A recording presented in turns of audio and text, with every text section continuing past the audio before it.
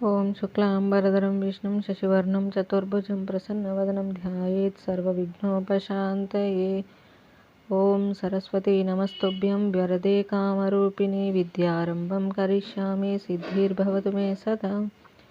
ఓం గురుర్బ్రహ్మ గురుర్విష్ణుః గురుర్దేవో మహేశ్వరః గురుః సాక్షాత్ పరబ్రహ్మ తస్మై శ్రీ గురవే నమః. మనం యోగ వశిష్టం అనే గ్రంథంలో నిర్వాణ ప్రకరణం పూర్వార్థంలో ప్రస్తుతం 9వ భాగాన్ని ప్రారంభించుకుంటున్నాము. చూడాలోపాఖ్యానం, దీన్ని మోక్ష నిర్వచనం. ఇందులో ఫస్ట్ అంశం శిఖిధ్వజ రాజ్యపాలన. శ్రీ వశిష్ఠ మహర్షి: ఓ రామచంద్ర, స్థిర సమత్వ బుద్ధి అలవరుచుకుంటేనే ఆత్మలాభాన్ని ఈ జీవుడు పొందగలడు. ఆయా యథాప్రాప్తమైన కర్మలను నిర్లేప బుద్ధితో ఆచరిస్తూ ఉండేవారికి అవి అధ్యాత్మయానమునకు ఏమాత్రం ఇబ్బంది కలిగించలేవు. ఇక ఈ కనబడే వైభవంలో అంటావా, వీటినన్నింటినీ శిఖిధ్వజ మహారాజు వలె మనస్సులో పరిత్యజించు.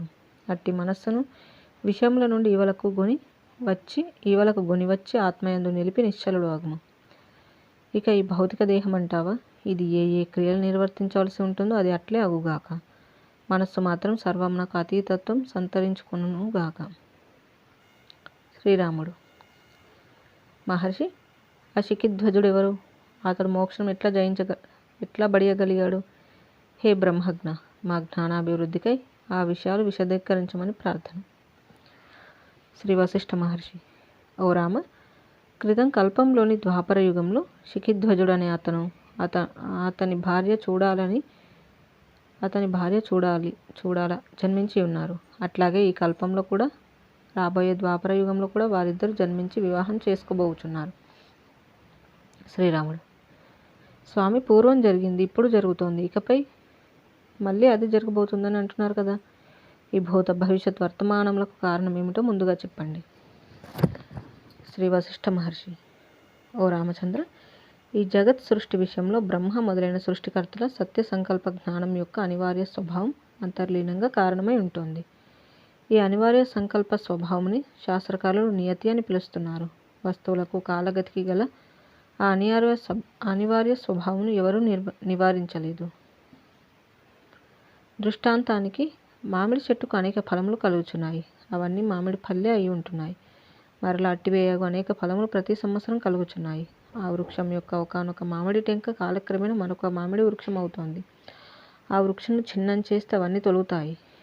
అట్లాగే పూర్వ సన్నివేశములు అనేకములు అనుసరించి అట్టివేయగు కొన్ని, వాటి కొనసాగించు కథనాలతో వేరైన సన్నివేశాలు మరికొన్ని ఈ వర్తమానంలో ఏర్పడుచున్నాయి. వర్తమానంలో ఏర్పడి ఉన్న కొన్ని సన్నివేశాలు రాబో కాలంలో మరలా ఏర్పడటము లేక ఇక్కడి నుండి కొనసాగటము జరుగుతున్నాయి. అందుకే ఇప్పుడు సదృశమై ఉన్న కొన్ని సంఘటనలకు పూర్వకర్మలో తత్పూర్వ సంఘటనలు కారణంగా కలిగి ఉన్నాయి. కనుక ఇదంతా ఒక సుదీర్ఘ కార్యకారణ సంఘాతమని కార్యకారణాంతరములను పరిశీలించే కార్యకారణ పండితులు అనగా ఉత్తర మీమాంస కోవిదులు సిద్ధాంతీకరిస్తూ ఉంటారు. అయితే అజ్ఞానం తొలగిందో ఈ సాదృశ్యము, ఈ జగదాకారం కూడా తొలగిపోతాయి. ఒకే రకమైనవి అనేక రకములైనవి అయిన తరంగాలు సరోవరంలో లేచి మరల ఎక్కడో లయిస్తున్నాయి చూచావా. ఈ సంసారంలో కూడా పూర్వంతో వచ్చిన విషయంలో మరల తోచుచున్నాయి. మనం చెప్పుకున్న శిఖిధ్వజరాజు విషయంలో కూడా అట్లే జరుగుతోంది. ఇప్పుడు నేను చెప్పబోవు శిఖిధ్వజ కథనం రాబోవు ఒక ద్వాపర యుగంలో జరగబోయేది. ఇటుదే క్రితం మన్వంతరంలోని ద్వాపర యుగంలో కూడా జరిగింది. 4 యుగాలు గడిచిన తర్వాత కాలక్రమంగా చతుర్థ సృష్టి ప్రారంభమవుతోంది. అప్పుడు 7వ మనము గతించి 8వ మనము అధికారంలోకి వస్తారు. ఆ చతుర్థ సృష్టిలో కృత త్రేతాయుగాలు గడిచిపోయి ద్వాపర యుగం వస్తుంది. ఆ కాలంలో ఒకానొకప్పుడు ఈ కథానాయకుడు శిఖిధ్వజుడు జన్మించినాడు. ఇక ఆ చరిత్ర మనం ప్రస్తావించుకుందాం. జంబూద్వీపంలో గల ఒకానొక భూఖండంలో మాలవ్య రాజ్యం ఉన్నది. ఆ మాలవ్య దేశపు రాజధాని ఉజ్జయిని. ఆ పట్టణంలో శిఖిధ్వజుడు జన్మించి రాజయ్యాడు. అతడు గొప్ప ధైర్యశాలి. సదాచారం, శౌర్యం, ధైర్యం, ఔదార్యం, సమాధి, సంపత్తి, మౌనం వంటి ఉత్తమ గుణాలతో రాజ్యమేలుచున్నాడు. అనేక యజ్ఞములు నిర్వర్తించాడు. అనేక మంది శత్రువీరులను జయించాడు. అయినా కూడా అతడు కోమల మధుర స్వభావుడు. ప్రేమసాగరుడు, లౌకిక శాస్త్రవేత్త కూడా. అతడు అనేక ప్రజాహిత కార్యక్రమములు ప్రారంభించి ప్రజాహితుడైనాడు. ప్రజా సంక్షేమ కార్యక్రమముల విషయంలో అక్కడి చుట్టుప్రక్కల రాజులు అతన్ని సంప్రదించడం, అనుకరించడం, ఉదాహరణగా తీసుకోవడం చేస్తూ ఉండేవారు. నేను శ్రమిస్తున్నాను, తద్వారా జనించిన సంపదను అందరికీ పంచిపెడుతున్నాను అనేది అతడు సోదాహరణ పూర్వకంగా తదితర జనుల ముందుంచిన గొప్ప సిద్ధాంతం. శాంతి, వినయం మన రాజు వద్దనే మనం నేర్చుకోవాలని రాజసేవకులు ఎప్పుడూ సంభాషించుకుంటూ ఉండేవారు. అతని పాలనలో దేశ సంపదలు పెరిగాయి. ప్రజలలో పొరపొచ్చాలు ఉండేవి కావు. అతని వాక్యములు ఇతరులకు సద్భావనను, ఐకమత్యమును, వినయ విధేయతలను నేర్పేటట్లుగా ఉండేవి. ప్రజలు ఆ రాజును ప్రాణప్రదంగా ప్రేమించేవారు. అతని పాలనలో మాళవ రాజ్య ప్రజలు హాయిగా, ప్రశాంతంగా రోజులు గడుపుతూ ఉండేవారు. ఇటువంటి మహారాజు లభించడం మేము చేసుకున్న పుణ్యఫలం అని ప్రజలు అనుకుంటూ ఉండేవారు. ఆ శిఖిధ్వజుని బాల్యంలోనే పితృవియోగం సంభవించినప్పటికీ కృంగిపోలేదు. రాజభక్త పరాయణులకు మంత్రుల ఉత్తమ యోచనలతో 16వ ఏటనే సింహాసనం అధిరోహించాడు. అతి త్వరలో అతని కీర్తి దేశ విదేశాలలో విస్తరించినది. అతడు యుక్త వయసులో సౌరాష్ట్ర రాజకుమారియగు చూడాలను ప్రేమించి వివాహం చేసుకున్నాడు. వారిద్దరూ అన్యోన్య చిత్తులవటం చేత వారి ప్రేమ ప్రవర్ధిల్లింది. ఆ చూడాల మహాసౌందర్యవతి. అంతేకాదు, ఆమె గాన, నృత్య, వాద్యాది కళలు నిష్ఠాతురాలు. అనేక పూజలు, నోములు నిర్వర్తించి చిన్న వయసులోనే తన హృదయంలో జ్ఞాన బీజాలు పొందిన మహాసాధ్వి. ఆమె శాస్త్రార్థములను గొప్ప వివేకంతో పఠించే పండితురాలు కూడా. పార్వతీ పరమేశ్వరుల వలె, లక్ష్మీనారాయణుల వలె ఆ చూడాల శిఖిధ్వజులు ప్రకాశిస్తూ ఉండేవారు. ఆ శిఖిధ్వజ మహారాజు రాజసభలో ప్రతిరోజు దైనందిన కార్యక్రమములు ముగిసిన తర్వాత కొంతసేపు సత్సంగం జరుగుతూ ఉండేది. అందులో అనేక పురాణ కథా కాలక్షేపాలు, అధ్యాత్మ శాస్త్ర చర్చలు చోటు చేసుకుంటూ ఉండేవి. శృతి వాక్యాలు, వాటిని విశదపరచగల కథలు, చరిత్రలు ఆ సత్సంగంలో వినిపించబడుతూ ఉండటం చేత ప్రజలలో సాత్వికత, ఉత్తమాశయాలు పెంపొందుతూ ఉండేవి. ఒక్కొక్క రోజు రాజా ఆధ్యాత్మికోపన్యాసం చేస్తూ ఉండేవాడు. అతనికి అనేక శాస్త్ర విషయములు తెలిసి కూడా నేను జ్ఞానిని అనికించి అహంభావం కూడా ఉండేది కాదు. ఇట్లు చాలా కాలం గడిచింది. చిల్లికుండలో నీళ్లు ఉండేదెంతసేపు? మరి యవ్వనం క్రమంగా కాలంచే గ్రసించబడుచుండగా వారిద్దరూ మధ్య వయస్కులయ్యారు. జై శ్రీరామ్. ఈ విధంగా శిఖిధ్వజుని రాజ్యపాలన అనే విషయాన్ని గురించి మొదటి అంశంగా వివరించడం అనేది చూసాము. అది ఆయన అంతకుముందు అంటే ఇప్పుడు శ్రీరాముడికి తెలియజేస్తున్నటువంటి త్రేతాయుగంలోనే కాకుండా అంతకుముందు యుగంలో, తర్వాత రాబోయే ద్వాపర యుగంలో కూడా ఆ శిఖిధ్వజుడు జన్మనెత్తడం జరిగింది అంటూ దాని గురించి వివరించడం చూసాము. రెండవ అంశము ఆధ్యాత్మ శాస్త్రముల యొక్క ఆవశ్యకత. శ్రీ వశిష్ఠ మహర్షి. ఒకరోజు చూడాల శిఖిధ్వజ దంపతులు చంద్రకాంతిలో ఉద్యాన విహారం చేస్తూ ఒక పూల పొదల ప్రక్కన ఇసుక తిన్నెపై ఆసీనులై చల్లగా వీచే గాలులు ఆస్వాదిస్తూ ఇట్లు సంభాషించుకోసాగారు. శిఖిధ్వజుడు: ప్రెసకి చూడాలా, ఏమి ఈ విచిత్ర జగత్తు? ఈ జీవుడు శరీరంను గైకొని అనేక వ్యవహారములందు పరిభ్రమిస్తున్నాడు. బాగానే ఉన్నది కానీ తరంగ సమూహముల వలె ఈ దేహంలోని క్షణభంగురంలే కదా. అక్కడి మహావృక్షం చూడు, నవనవలాడుతూ పళ్ళు వ్రేలాడుతున్నాయి. ఆ పళ్ళన్నీ పక్వమై ఒకనాటికి రాలిపోవలసింది.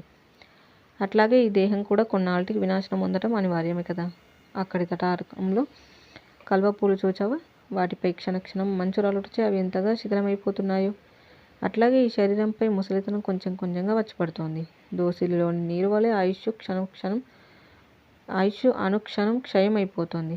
ఒకవైపు ఈ భోగ తృష్ణ వర్షాకాలంలోని సొరతీగలాగా పెరుగుతూ ఉంటే, మరొక వైపు యవ్వనం పర్వతం మీద నుంచి జారిపడే నదీ జలంలాగా ఎచ్చటికో పరుగులు తీస్తోంది. ఈ జీవుడికి అనుభవించే శక్తి క్షీణిస్తున్నా అనుభవించాలనే కోరిక తరగకపోవటం చేత ఈ జగద్ వ్యవహారం అంతా అసంతృప్తిని, దుఃఖ పరంపరలను కలుగజేస్తోంది. ఈ శుష్క శరీరం ఇంద్రజాలం వల్ల అసత్యమైనప్పటికీ ఇందులో భ్రమలకు మాత్రం కొదవలేదు. చూడాల: ఓ ప్రాణనాథ, మీరు చెప్పినదంతా అక్షరాల నిజం. తృష్ణ హృదయంలో ఆవిర్భవించి తుచ్చక్రియలను, ఆసక్తిని రగిలింపజేస్తుంది. కొరలిన మాంసంపై ఈగలు వ్రాలునట్లు ఈ ఇంద్రియంలో అల్ప విషయములపై వ్రాలి వెనుకకు మరలక మొరాయిస్తున్నాయి. శిఖిధ్వజుడు: అవును, వర్షకాలంలో జలంపై నీటి బుడగల వలె ఈ దేహములు క్షణికమైనవే కదా. వీటిని నిజమని సుదీర్ఘకాలం నిలవబోతున్నాయని నమ్మి మనం ఏవో సంబంధ బాంధవ్యములతో అనుబంధం కల్పించుకొని రోజులు గడుపుతున్నాం. పర్యవసానం ఈ శరీరం జీవులమగు మనలను మోసం చేసి ఒకరోజు తన దారి తాను చూచుకుంటుంది. చూడాల. శరీరంతో పాటే మనసు కూడా కృంగి విరసభావం పొందుతుంది. శిఖిధ్వజుడు. ఈ సంసారం అంతా ఇంతే. ఈ ప్రపంచంలో సుందరమైనది ఎప్పటికీ ఉండేది ఒక్కటి కూడా లేదు. చూడాల. కానీ ఆశ మాత్రం చావటం లేదు. శిఖిధ్వజుడు. ఓ చూడాల, మనం ఈ సంసారంను ఎట్లాగైనా సరే అతి త్వరలో జయించాలి. చూడాల. అందుకు దివ్య ఔషధం ఆధ్యాత్మ శాస్త్రమే, అనగా ఆత్మజ్ఞానాన్ని ప్రతిపాదించే పాఠములే. ఆ రోజు నుండి వారిద్దరూ అధ్యాత్మ శాస్త్రం ఆమూలాగ్రం మరింత ఏకాగ్రతతో అభ్యసించాలని నిర్ణయించుకున్నారు. ఇద్దరూ కలిసి మాలవ దేశంలో గల అనేక మంది శాశ్వత శాంతి పరిలక్షితులు, బ్రహ్మగత చిత్తులు, బ్రహ్మనిష్ఠులు, ఆత్మశాస్త్రవేత్తలు అగు మహనీయులను సమీపించి వారి వద్ద ఆత్మవిద్య లేక భౌమ విద్యను వినటం నేర్చుకోవటం ప్రారంభించారు.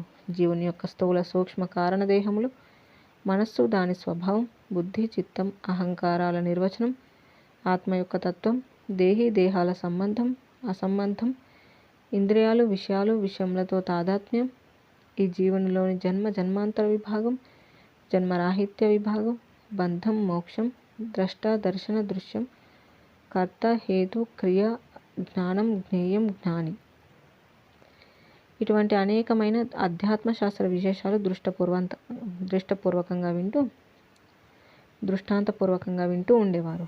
మరలా అంతఃపురం ప్రవేశించి అనేక అధ్యయన విశేషాలన్నీ చర్చించుకుంటూ ఉండేవారు. పరస్పరం బోధించుకుంటూ వారిద్దరూ ఆ పరమాత్మ యందే తమ ధ్యాస, ప్రీతి కలిగి ఉండేవారు. కేవల ఆత్మారాధన యత్నం నందే నిమగ్నమై ఉండేవారు.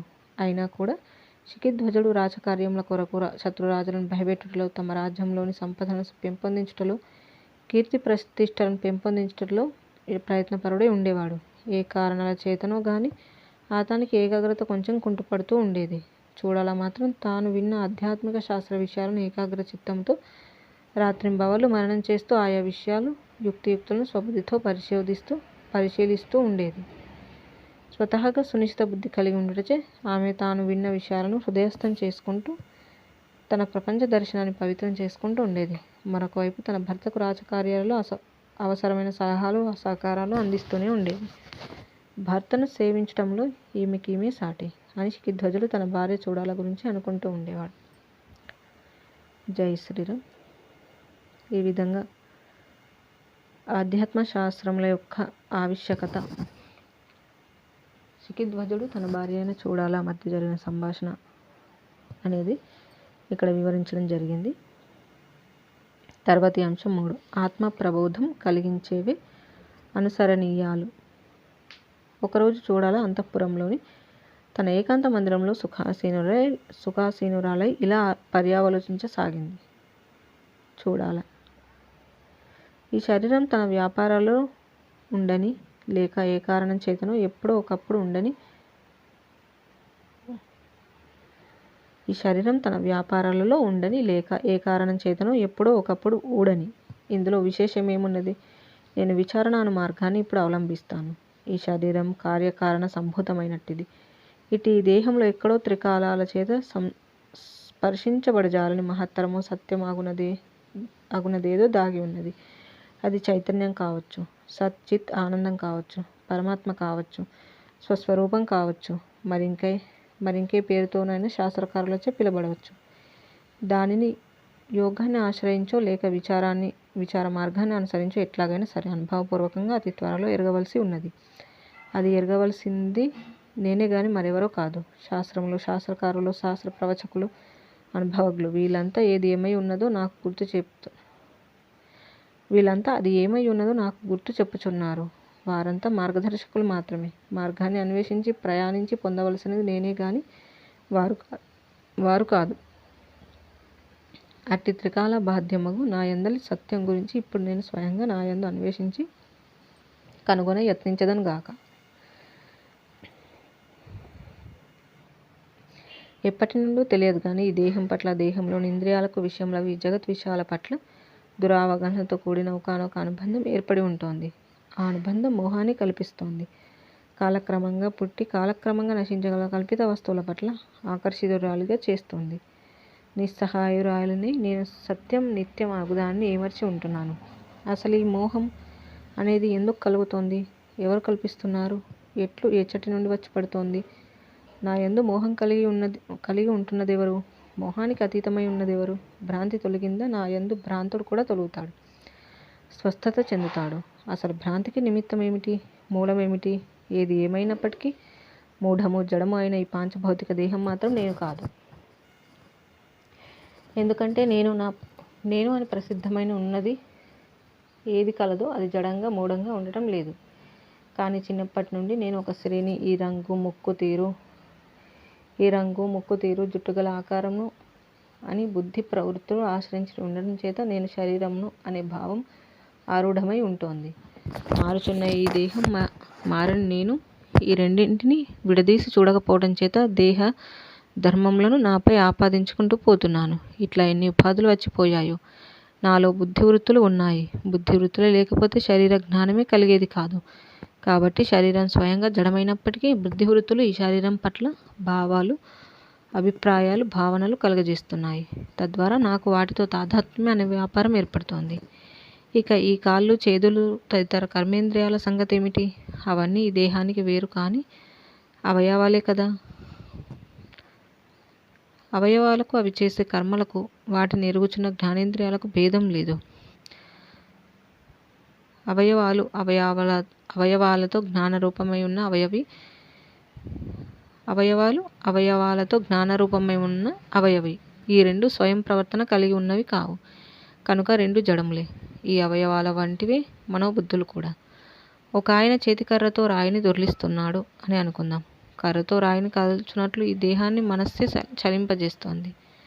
మనస్సు ఇంద్రియాలన్నింటితో సంయోగం చెందే మరొక పదార్థం మాత్రమే.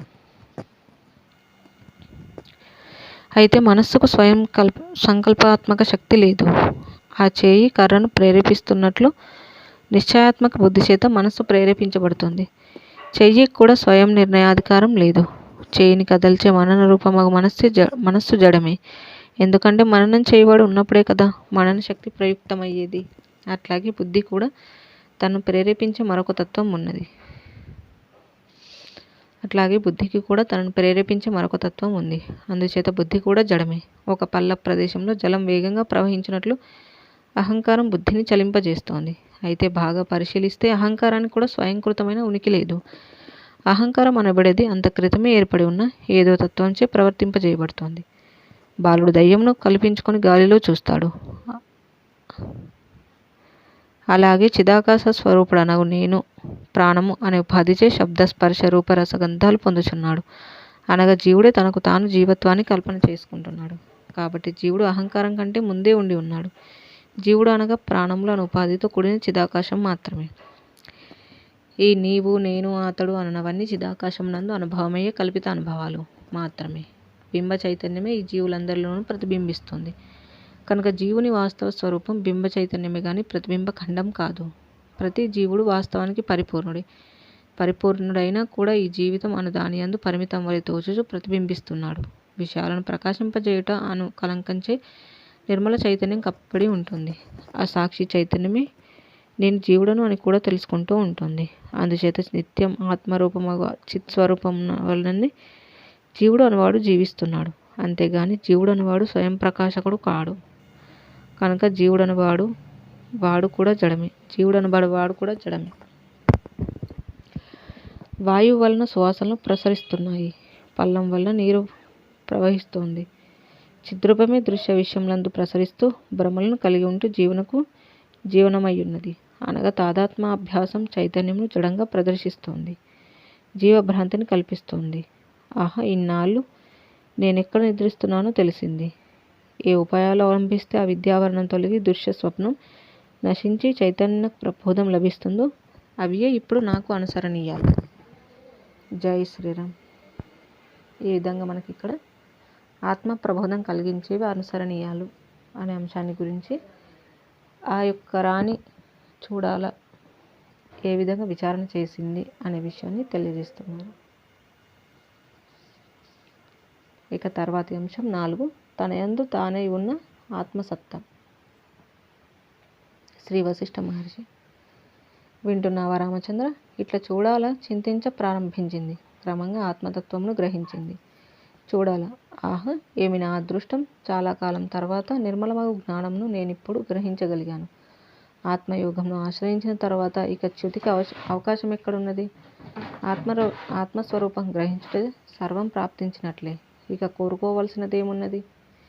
ఈ మనస్సు, బుద్ధి, ఇంద్రియాలు ఇవన్నీ చిద్విలాసం యొక్క పరిచ్ఛేదనానికి హేతమైనట్లే కనిపించినప్పటికీ అసత్తచే ఈ ప్రపంచమంతా ద్వితీయ చంద్ర భ్రాంతి వలె కల్పిత మాత్రమే కదా. వాస్తవానికి ఇక్కడ సత్య స్వభావమగు మహాచైతన్యం ఒక్కటి మాత్రమే వెలుచున్నది. అది కలంకరహితం, ప్రతి ఒక్క జీవుని శుద్ధ స్వరూపం, సంవేదన మాత్రం.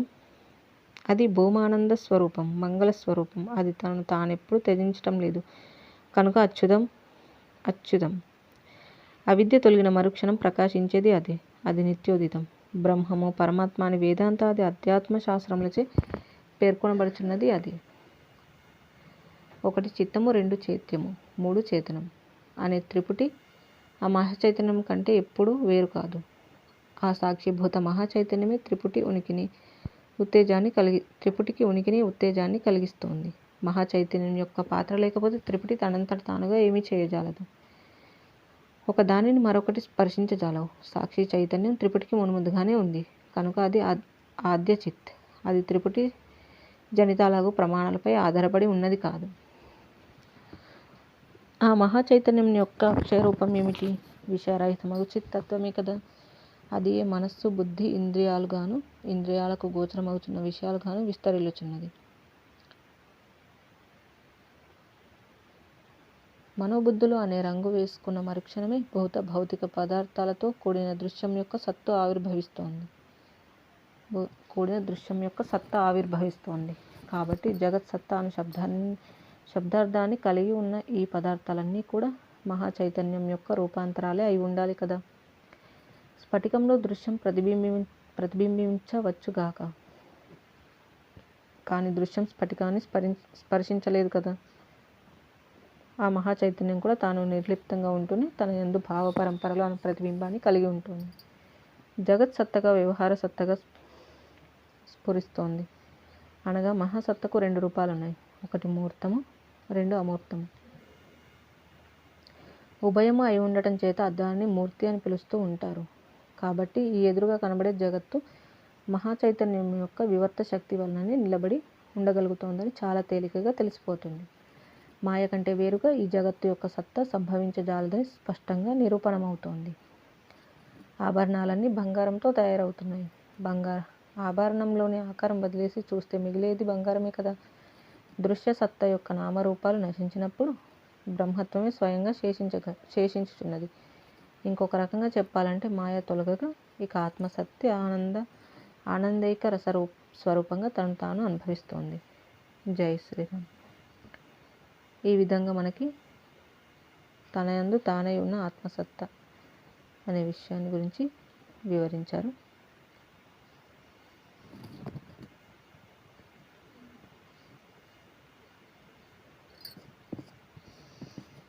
ఇక తర్వాతి అంశం 5, నిర్మల శాంత స్వరూపం.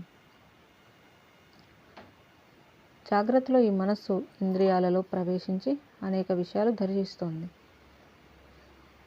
అనుభవిస్తోంది. స్వప్న సమయంలోనూ ఇంద్రియాలు మౌనం వహించి ఉంటున్నాయి. అయితే మనస్సు తనకు తానే మహాసముద్రమే. స్వప్నానుభవాలు, శబ్ద, స్పర్శ, రూప, రస, గంధ సంబంధమైన భావన తరంగాలను తన యందు పొందుతోంది.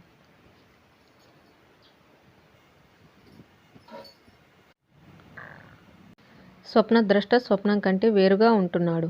వేరుగా ఉంటూనే తనకు తానుగా ఇటు స్వప్నంలోనూ అటు జాగ్రత్తలోనూ అనేక భావనా తరంగాలలో ప్రవేశ నిష్క్రమణాలు నిర్వర్తిస్తున్నాడు. అయినా కూడా ద్రష్టగానే ఉంటున్నాడు గాని మరింకొకటిగా ఆగుచుండుట లేదే. మహాచైతన్యంలో సృష్టి లేదు. అయినా అందు జగత్తు ఉదయించినట్లు అజ్ఞాన దృష్టికి తోచుచున్నది. చిద్రూపమగు ఆత్మ స్వప్నంలోను జాగృతిలోను కూడా తన యొక్క కల్పిత రూపాలని దృశ్యంనందు గాంచుచున్నది. పూర్ణ చిదాత్మ కంటే ఎక్కడా ఏదీ లేదు. అహంభావరహితమగు చిన్మాత్రమే సర్వత్రా వ్యాపించి ఉన్నది.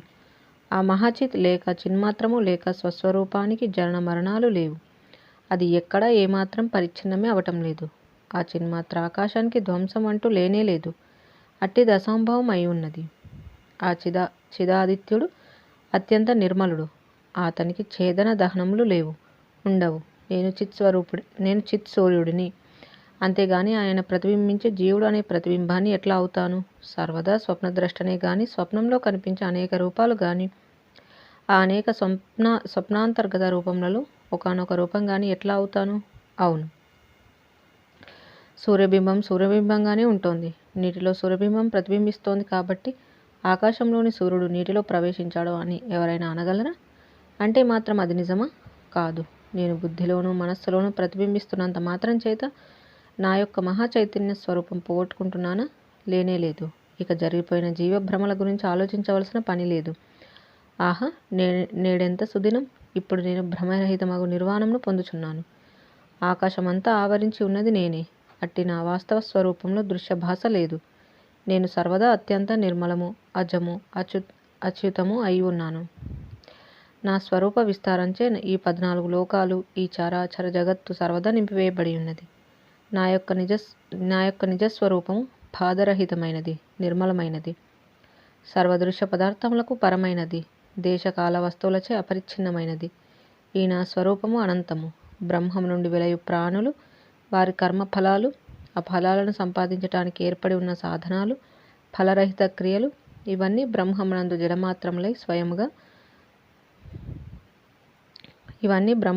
జడమాత్రలై స్వయంగా ఆత్మాకాశ రూపాలే అయి ఉన్నాయి.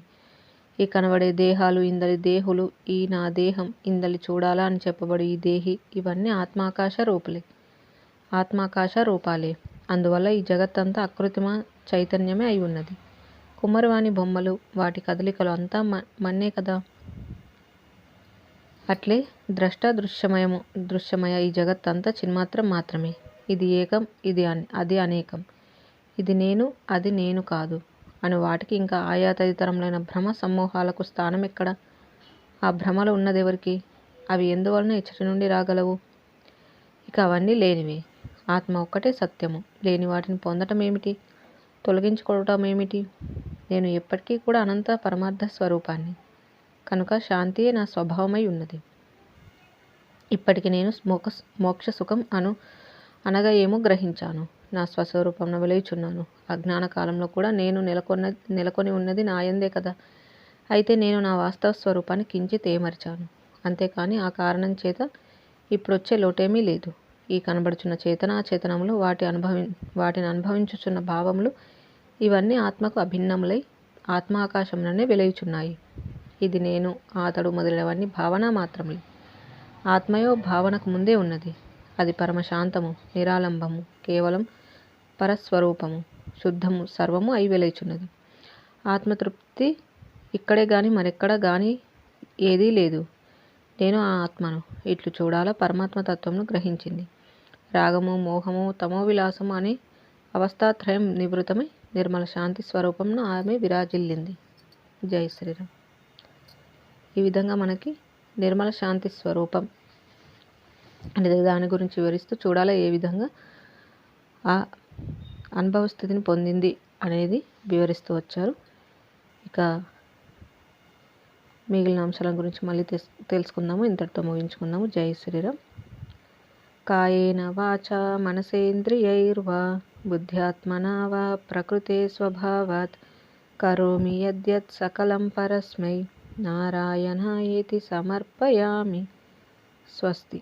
ఓం తత్సత్.